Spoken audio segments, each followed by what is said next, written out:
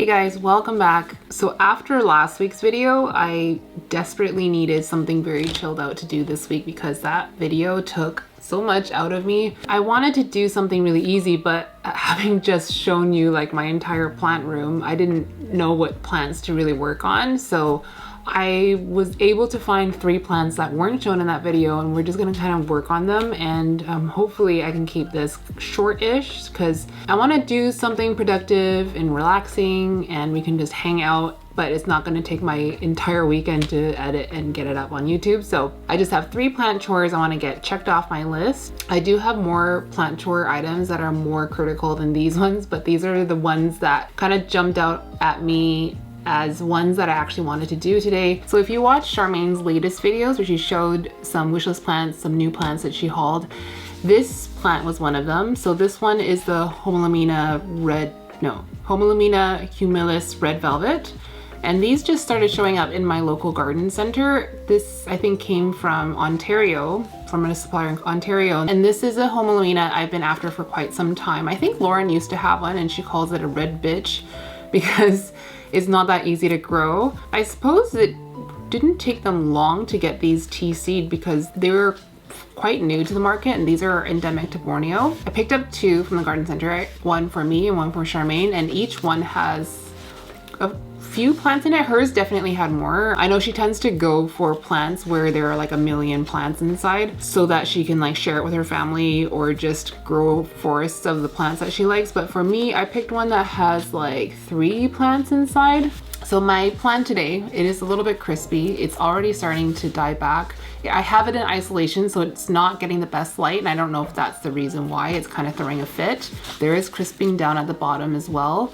So my plan today is to get it out of soil, and I'm going to separate it into 3 plants, and one of them I'm going to grow in my aquarium. This is a Homolomena that can grow fully submerged in water as well. As I understand it, they are found growing in like fast flowing rivers in Indonesia. So what I'm going to do is I'm going to get one attached to some hardscape and I'm going to grow it in my aquarium. I've never talked about my aquarium on this channel before because like it's just not something I pay too much attention to. Up until like a week ago, I only had a pleco in there and like a lot of plants. It's mostly all one plant. There's like I forget what it's called. It's a grassy type thing. It's val something.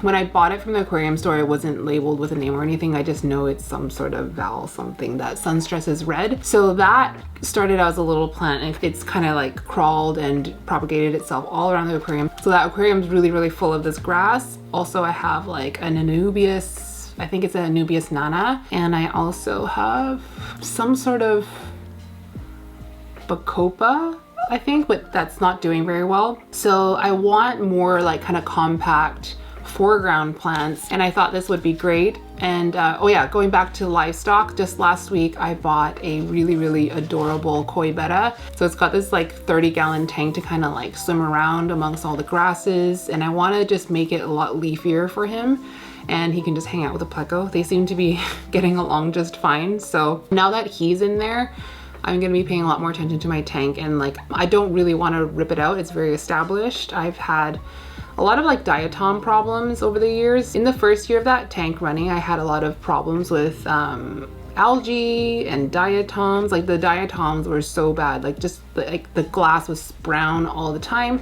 And since the tank has been quite empty minus the one pleco and it's been like cycling, that problem's totally gone. I don't have any diatoms anymore, just a bit of algae. So I might get some snails in there in the future, but I really don't want to like, you know, tear it back and like rescape it. I just kind of want to add little bits and pieces here and there to kind of make the tank a little bit more fun for the fish. So I haven't named him yet, but he's kind of taken on a name, and I guess this is his name now. My boyfriend just started calling him Gulp, so I guess that's his name now. So Gulp is going to hopefully enjoy having this plant in the aquarium. And then the other 2, I want to separate it out and grow them in 2 different substrates. So I want to try pon and also tree fern fiber. So that's the plan for that one.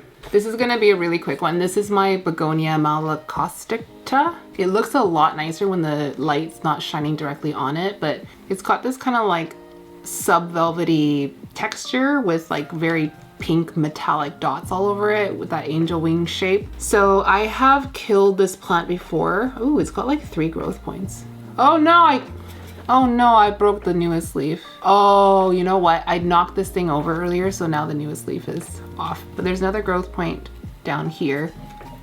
So I had killed this plant earlier this year by putting it into killer pond. So Jing gave me another cutting, bless her, so I can try growing this again. Actually, she gave it to me, I think in perlite, and I moved it to pond and it like got so much rot. I don't really know why. So this has rerouted for me in water, and we're gonna try pond one more time. So that's gonna be a quick and easy one. And then lastly, I have my Scindapsus jade satin that has just grown out of control. Like this is 2 plants, I think. Yeah, this is 2 plants in pond, and it's been severely neglected. I've let it like grow up my shelf in my living room and then back down, and it's trailing on the floor now, and it really desperately needs to be in a better situation. So I kind of swore off Scindapsus earlier this year. I refuse to bring any more in my home. The only 3 I have left now are this one, Silver Cloud, and Exotica, and I refuse to bring any more in my home. Those 3 are doing okay for me, but this one, I think I want to try to propagate it and just make a fuller pot of it and just see if I can give it conditions that'll grow nicely. This one has stuck around for me because of how beautiful the leaves are. Like the ones that are like very plain and dark green are my absolute favorite. They can get a little splashy, and those leaves aren't my favorite. Like you see, this one has little bits of splash on it. What's like my favorite leaf? Yeah, something like this.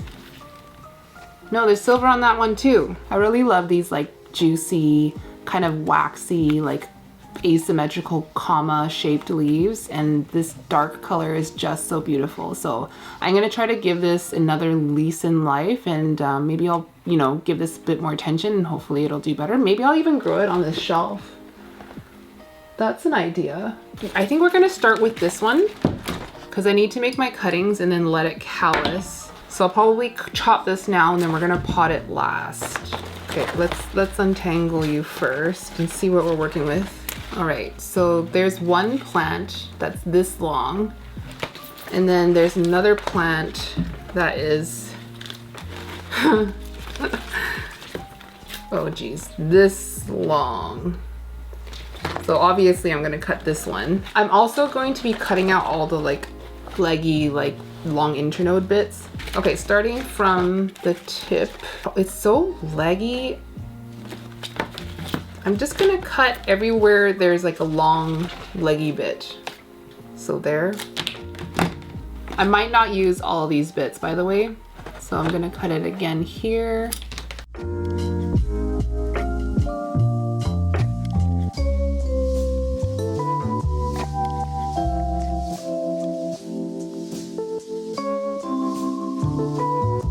The base doesn't look that nice, so I might just chop it right back to like here. And then this piece will chop up into pieces. That one could work as a cutting.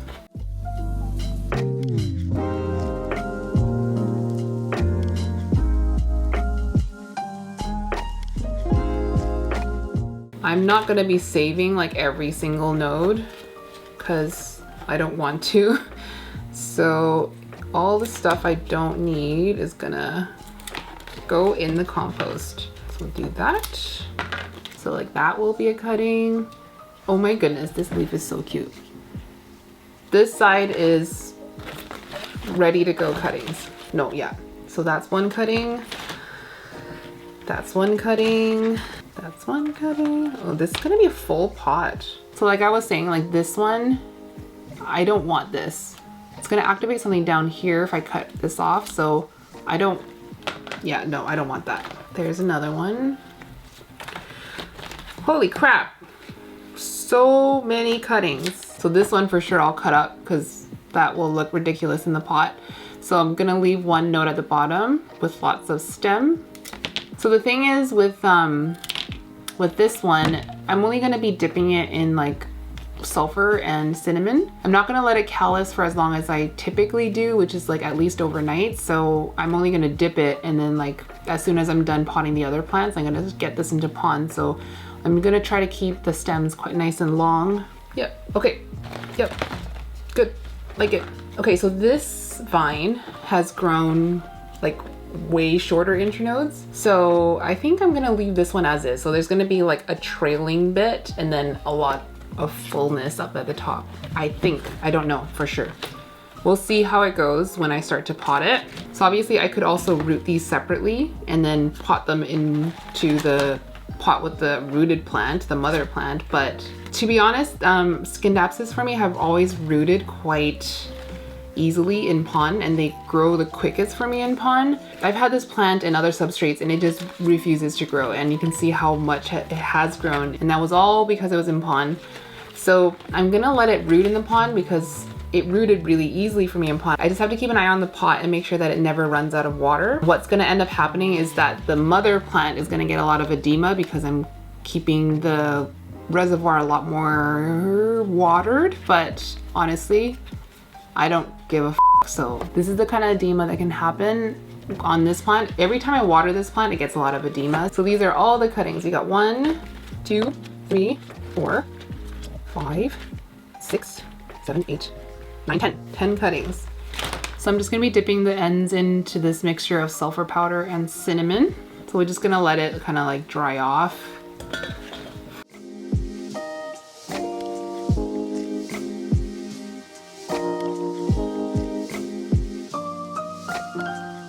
I honestly don't know how this is going to turn out because I find that vining plants are so, like a vining kind of trailing pot is so hard to pot up. I wish there was like a really cool way to get them to look nice and, you know, kind of hold them in place when you have like 10 cuttings you're working with, but so far I've not found a good hack for that. All right, so move you out of the way. Let's do the begonia next. I picked a kind of big pot for it. It's kind of staying with pond, but I think this will be totally fine because begonias can root pretty fast, and I kind of want the reservoir to always be there for this plant because just begonias hate drying out so much.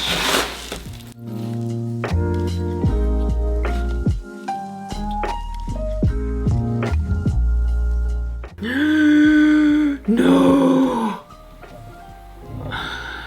Oh, you guys. One comment I've gotten in the past from Lisa, if you've seen Lisa in my comment section, Lisa is just an absolute angel, and she told me I should stay away from begonias. And honestly, Lisa, you're probably right. You're probably right. Dang it. Every time this begonia recovers from me being an idiot, I come back and I mess with it again. I really should just stop growing begonias because here's a sad piece of information. You know the begonia that I got from Amanda, the Begonia Liberzii that I was so excited to get? I killed that one too. I was super excited to have that one. I had rooted it in water and I had like this much root on it and I thought it was enough, but maybe just there weren't enough roots on it. So I had moved it to pond and it just melted. I probably should have just kept it in like a prop bin or something, but I didn't. So lesson learned. Yeah, that said, I probably shouldn't be bringing any more begonias into my house. This one seems to be a fairly hardy one. So hopefully it will take to the transplant this time. I will put great white into it, but for now I'm kind of like trapped in this corner. So I'm just gonna put the water from its like water rooting cup, just so those water roots don't get all dry. And then later when I'm done filming, I can get some great white in here, get those roots growing. So that one is done. Please do not die. So next we're gonna get the soil off of this one and just kind of start separating. I recently learned that the only Homolomena that I thought that I was growing successfully, is not even a Homolomena. I think it is actually a, I never know how to say the name of this genus, Schismaticulatus. It was sold as a variegated Homolomena, but it's apparently not. So that kind of dropped my confidence on Homolemenas in general. So we will see. This one is grown in like basically pure peat moss that is still quite damp. So I don't really know why it's crisping. These roots are so fine. I basically have to loosen like this little cylinder, which doesn't actually feel like a mesh. No, it's not. It's not mesh. I'm not gonna be able to do this without breaking a lot of roots.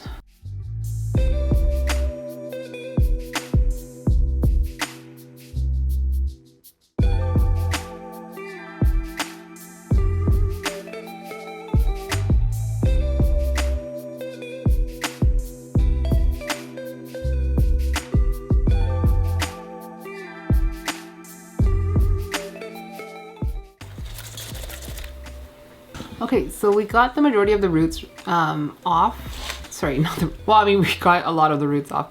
We also got the majority of the soil off. I think I can just actually just separate the plant. So there's a little guy. It is 3, right? Yeah, it is just 3. I was gonna cut it, but I think I can just snap it off like that. There's another one. I think this one's my favorite one. It has a leaf emerging, but that's gonna be stalled now that I've broken it into pieces. Then this one looks like it's pupping. There are like 3 growth points on it, but it is still like the little offshoots are still really tiny. How do I want to do this? Which one do I want to grow in the aquarium? Because I honestly feel like the aquarium's its best chance for survival, but also I want the most strong one to grow like on land. So which one am I gonna keep on land? Maybe this one? And then maybe I'll put this one in the aquarium, and then maybe I'll put this one in a different substrate. I think that's what we'll do. So I'm gonna go rinse this off in the sink, so I'll be right back.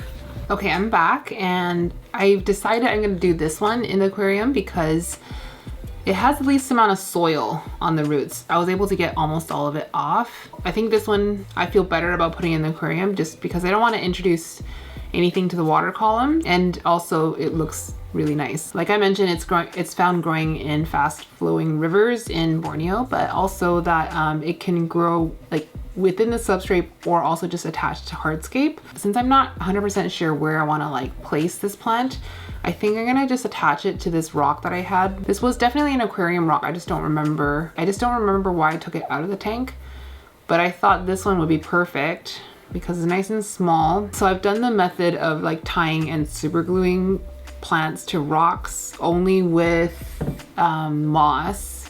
I've never done it with like a plant with a rhizome. My other rhizome plants I've kind of just like stuffed into like little crevices in my rocks and my wood at the time, but I don't have wood in there anymore. But I think I can just do that same method like that with string and Gorilla Glue. So if the rock was sitting like this, I could probably get it like here.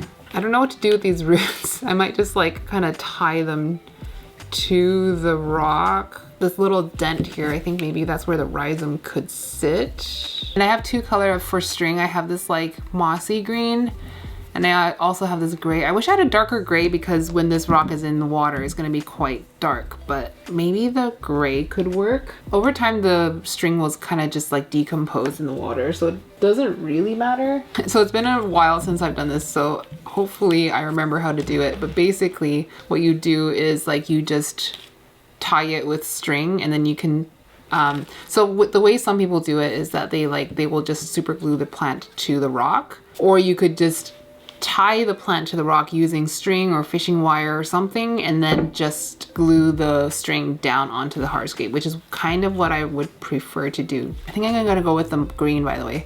Oh, and I forgot to mention this. When this plant is grown underwater, it will lose the velvetiness. It will get kind of like waxy. I'm trying to remember how I did this before. Like, maybe I do have to glue it down. Huxley has entered the room. Is it time for your dinner? And that's why you're here? I know it's time for my dinner too. I think what I can do is just kind of wrap it around a few times.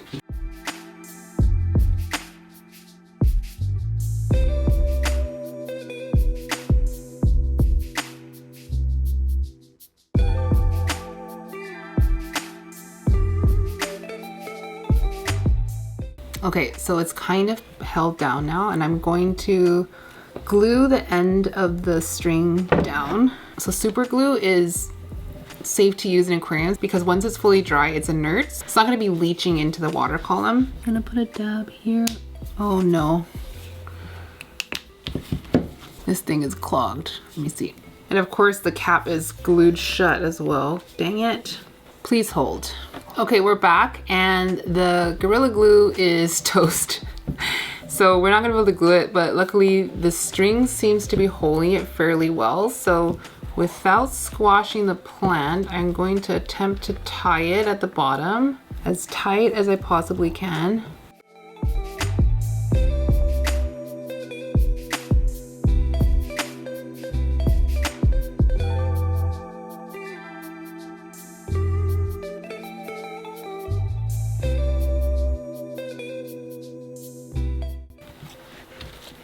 There was probably a million better ways to do that, but at least it's secure now. I can chop the end of the string now. And what I want to do actually is to kind of soak this in water overnight and let this, I don't know, just soak with some light. And then tomorrow I'll probably pop this into the aquarium. So I'll show you what it looks like in the aquarium and just show you what Gulp looks like because he's such a little angel. He's been so active and he seems really happy in the tank. So that's this one done.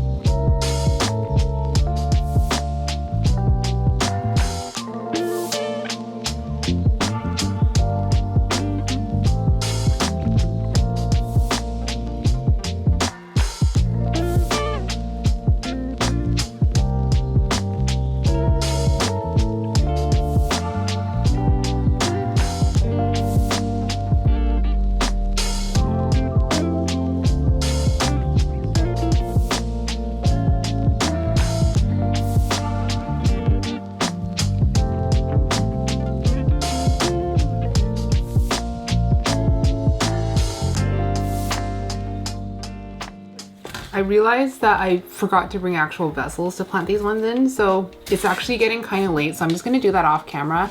This one I think will go into tree fern fiber, and then I'll try this one in pond. I'll probably put it into like a bin or something to quarantine for a little bit because this did come from the nursery. I've gotten thrips from that nursery before, so I'm gonna just kind of keep it away from the plants for at least another week or so, and then I'll probably grow this in my tent, I think. These plants did make it to this size from TC, so they gotta be like hardy enough to a certain degree. So I'm like not confident I can keep this alive and happy, but I'm also not like terrified of it either, so we'll see. So yeah, again, this one's gonna go in tree fern fiber, but with a water reservoir, and then this one's gonna go into pond. I honestly have no clue how I'm gonna fit all of this into this pot. Maybe I won't fit all of it into this pot. Maybe it'll just be like that, and the mother plant, and then like these little guys, maybe I'll just have to make a separate pot of them. I might have no choice but to separate this out into two pots. So the main pot, which is gonna be this one, I'm gonna get the mother plant in, and then I think these cuttings. If I can fit these cuttings in, that would be nice. I don't think I wanna loosen this root ball too much because I want this plant to kind of stay in this shape. So that's about as loose as I'm gonna get it.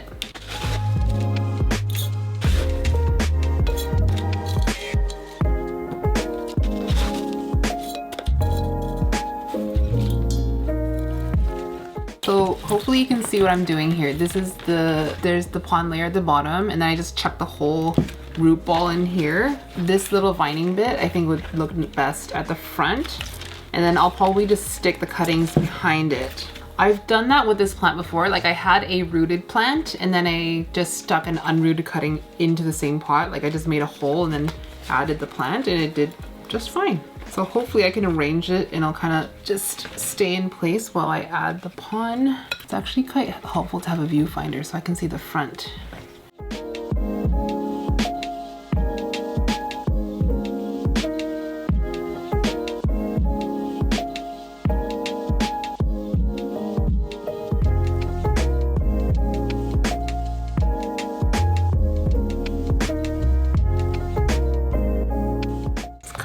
feels a bit like doing a flower arrangement, which if that could be my job would be so fun.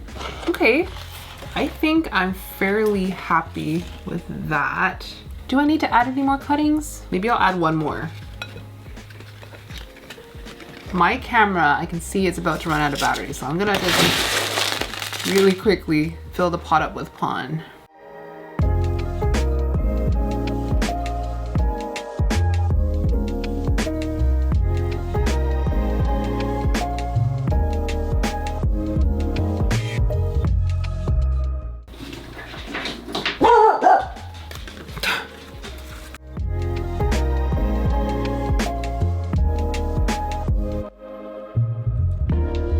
I'm just using my tweezers to kind of like guide the pon down. So this is kind of what it looks like now. It looks pretty full from the front, which is nice. I'm really hoping that everything will kind of flip forward, but in my experience with Scindapsus, like especially this one, I feel like Exotica will kind of like face the light a little bit, but this one doesn't really want to do that. It may never look very nice, but that's okay. It looks better than before and it's not like on the floor anymore. So yeah, that one's done. It's getting kind of late and I just ordered dinner, but I also have to tidy this room back up and feed the dogs. So that's all the chores done. Before I leave you, I wanted to kind of share a quick little update on my tent. So I have really exciting news. I wanted to kind of keep this for myself, but I just can't hold it in any longer. It's just too exciting. I've got spider mites. I had a weird little feeling, you know, I've been having a weird feeling about some new leaves. I've been noticing something's not quite right in the last 2 weeks. If you watched my like vlog video where I hauled the plants from Amanda and I was showing you guys stuff from the tent, I was kind of like pausing when I was looking at new leaves and something didn't seem quite right. And in the plant room tour video, I was showing you a weird leaf on my PAP 5 self seedling and I said it looked kind of thrippy. I don't think there are thrips in the tent, although that damage does look really thrippy, but I definitely saw spider mites. I don't know how I didn't notice it on my gloriosum, but that plant got hit the worst with the spider mites. I think it was a couple of days after the tour was filmed, but I made sure that I filmed a bit of the process. So I wanted to show you the spider mite damage on some of the leaves. So the gloriosum and the 5, and definitely there's something going on with my ace of spades. There's definitely spider mite damage, but what kind of looks like thrips damage as well. After I got like 100% for sure confirmation that I have pests, I got out my Azamax and I made a foliar spray. I think the pests must have come from Charmaine because I got some of the Amanda pants. Charmaine was holding on to it in her plant room, which had spider mites and thrips at some point. I think that's where I got them from, which is fine. I'm not really like that fussed about spider mites or thrips. Definitely not about thrips. I'm not scared about thrips at all. Spider mites are new. I've never ever had spider mites before, but because I have Azamax from Charmaine, so she introduced the problem, but she also gave me the solution. Because I have Azamax, I am not that concerned. So Charmaine's been dealing with them all year and she said that Azamax has been working really well for her as both a foliar spray and a periodic soil drench. So that's exactly what I did. The day that I saw those spider mites and I got confirmation that it was spider mites, I drenched every single leaf in that tent. The fronts of the leaves and the backs of the leaves, I did as much as I could, and the following day I did that seedling level again, especially where the gloriosum was. That gloriosum is the one that I'm keeping an eye on the most because that's where like that infestation was like the most present on. So I took her advice and I did the spray, and what I'll probably do is the next time the plants need water, I'm going to do Azamax in the substrate as well. So it will just be a tent full of Azamax. Hopefully nothing else happens. There are some very precious plants in there, and luckily it is contained in that unit, so hopefully it won't spread to the rest of my plant room. But I just wanted to put that out there, that's kind of